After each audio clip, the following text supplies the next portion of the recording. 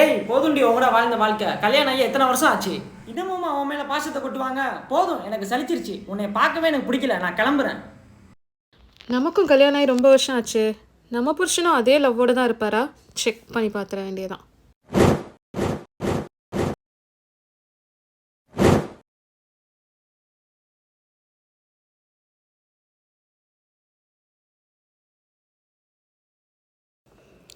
உன் கூட வாழ்ந்த வாழ்க்கை போதும், நான் வீட்டை விட்டு போகிறேன். என்னை தேட வேண்டாம்.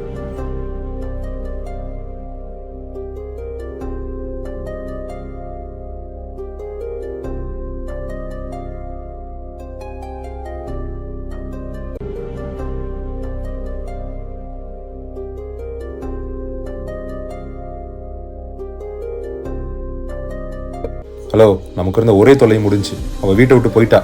இனிமேல் நம்ம சந்தோஷமாக இருக்கலாம். நீ ரெடியாரு, நான் வீட்டுக்கு வரேன். 2 பேரும் கிளம்புறோம். கடவுளே, நான் நினச்ச மாதிரியே நடந்துருச்சே. என்ன எழுதியிருக்காரு?